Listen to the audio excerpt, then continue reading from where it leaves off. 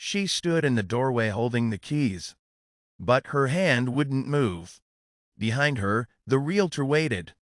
The movers were already unloading the truck, and all she could think was, I've made a terrible mistake. It wasn't supposed to feel like this. Buying a house, their house, was supposed to be the beginning of something. A fresh start, the life they'd been working toward for 30 years. But standing there, in the narrow hallway that smelled like someone else's life, all she felt was a hollow. He was already inside, talking to the movers, cheerful, confident.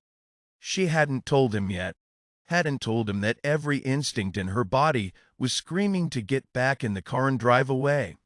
That this house, this beautiful, sensible, perfectly reasonable house, felt wrong. And she had no idea why. That was the moment everything quietly began to crack. This is a golden heart story for anyone who's ever stood at a crossroads and didn't trust their own voice. Before we continue, tell me in the comments, have you ever ignored your gut and regretted it later? Her name was Vivian. 52. Divorced for 8 years. A high school librarian who still wore her reading glasses on a chain because it made the students laugh. She'd spent the last decade making herself small. Small enough to fit into her daughter's expectations. Small enough not to burden anyone. Small enough that when people asked how she was doing, fine was always true. Meeting James had been an accident. A bookstore. A rainstorm. To people reaching for the same copy of a novel neither of them would ever finish. He was 57. A contractor. Widowed young. He had kind eyes and rough hands and a laugh that sounded like it hadn't been used in years. They talked for 3 hours that day. And when he asked if she wanted to get coffee sometime, she said yes before she could talk herself out of it. That was 2 years ago. Now, they were buying a house together. Together. The words still felt strange in her mouth. James loved the house the moment he saw it. A 1920s craftsman on the edge of town.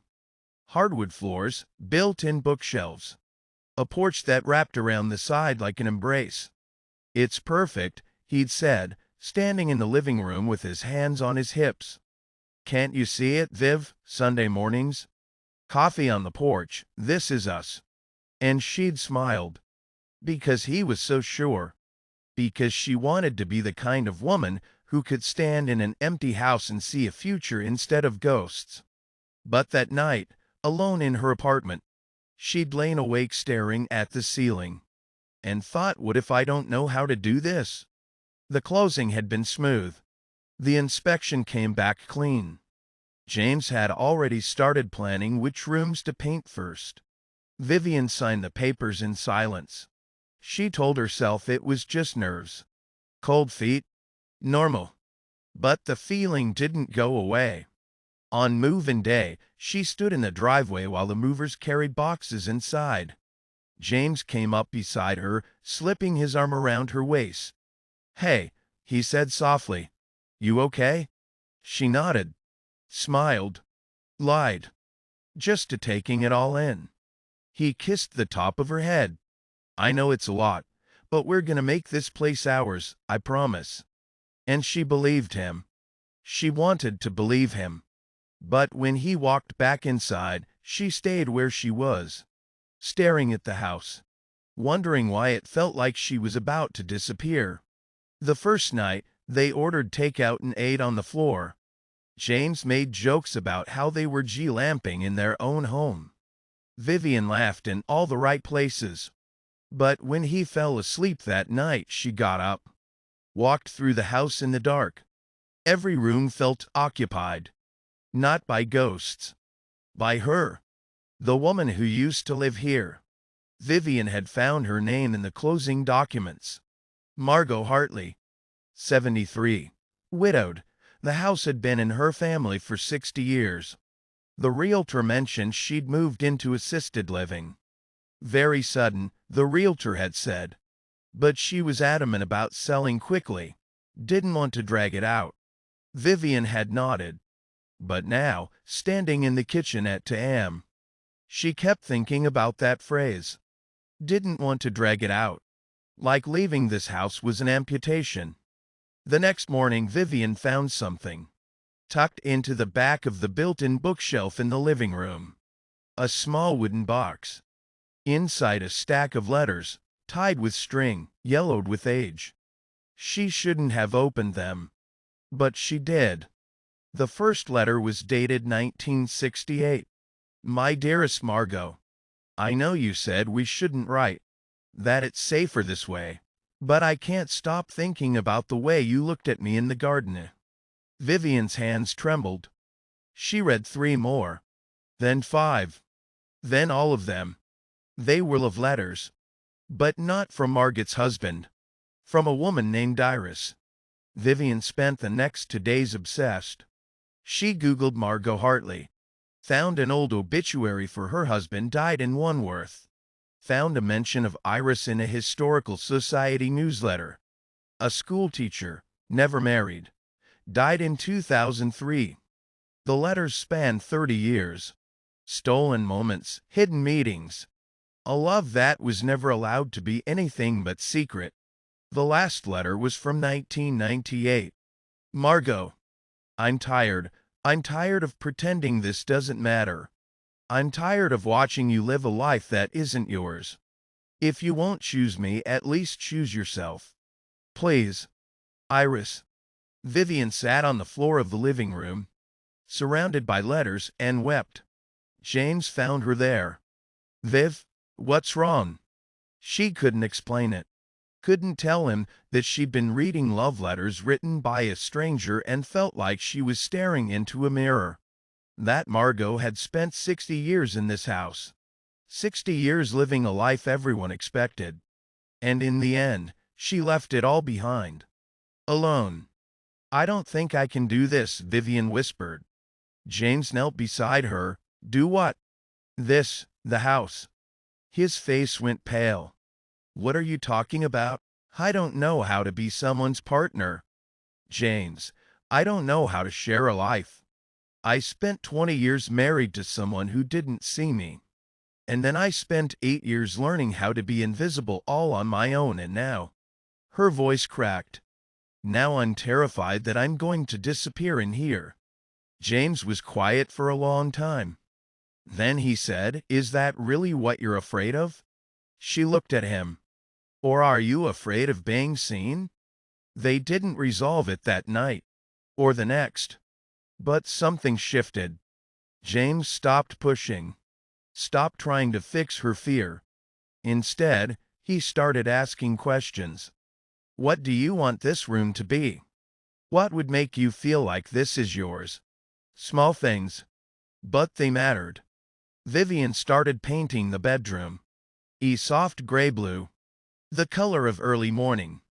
James built her a reading nook by the window.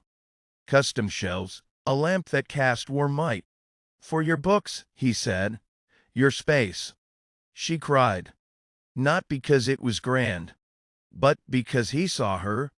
One night, she told him about the letters. All of it. Margot, Iris, the life that was never lived. James listened. Didn't interrupt. When she finished, he said, Do you think she regretted it? I don't know. Do you want to find out? Vivian found Margot. The assisted living facility was 20 minutes away. She called ahead, explained she'd bought the house. Said she'd found something that belonged to her. The nurse said Margot didn't get many visitors. Margot Hartley was small. Bird-like. Sitting in a chair by the window, staring out at nothing. When Vivian walked in, Margot's eyes focused. Sharp, clear. You're in my house, she said. I am, Vivian said gently. I found these. I thought you might want them back. She held out the box. Margot stared at it. Then at Vivian. Why would I want those? Her voice was ice. They're beautiful, Vivian said. The letters, the love in them. That wasn't love. Margot's hands trembled. That was a fantasy, a mistake. Something I should have burned 50 years ago. Vivian's heart sank. You don't mean that. Don't I? Margaret's eyes were wet now. I spent my whole life in that house. Girl, raised children, buried a husband. I did everything right. And you know what I have to show for it? She gestured around the sterile room. This. I left that house because I couldn't stand to die in it. Margot whispered. Every room reminded me of who I wasn't. Every corner was haunted by the woman I was too afraid to be. She looked at Vivian. So no, I don't want the letters. I don't want to remember. Vivian's throat closed. But Iris loved you. And I loved her. Margaret's voice broke. And I wasted it. Vivian sat in her car for an hour, staring at the box of letters. Margaret's words echoing. I wasted it. She thought about James. About the way he looked at her. The way he built her a space in their home because he wanted her to feel like she belonged. She thought about her ex-husband. The years she spent shrinking. She thought about her daughter, who still called her every Sunday and asked if she was doing okay in a voice that suggested she didn't really believe it. And she thought about herself, 52 years old, standing at the edge of something. If this story reminds you of a special person you lost or almost lost, share it with them. Vivian went home. James was on the porch, waiting. Hey, he said carefully. She sat down beside him, handed him the box. I need to tell you something. She told him everything. About Margot. About the fear. About how she'd spent so long being invisible that she didn't know how to let someone love her. I'm scared, she said. I'm scared that I'm going to mess this up. That I'm going to lose myself. That I'm going to wake up one day and realize I built a life that isn't mine. James took her hand. Then we won't let that happen. We keep talking. We keep asking. We keep making sure this life is ours, not mine, not yours. He squeezed her hand.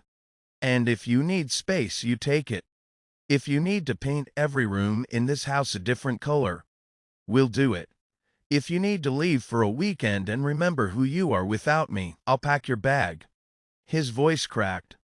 But don't leave because you're afraid. Viv, leave because you want to. Not because you think you're supposed to disappear. She kissed him. Slow. Certain. I don't want to leave. You sure? I'm sure. The next week, they planted a garden. Vivian's idea. Wildflowers, lavender, something alive. James built a small bench, engraved with two names. Margot and Iris. For the love that didn't get to bloom, Vivian said. And for hours, James added. She never went back to see Margot. But she kept the letters. In the reading nook. A reminder.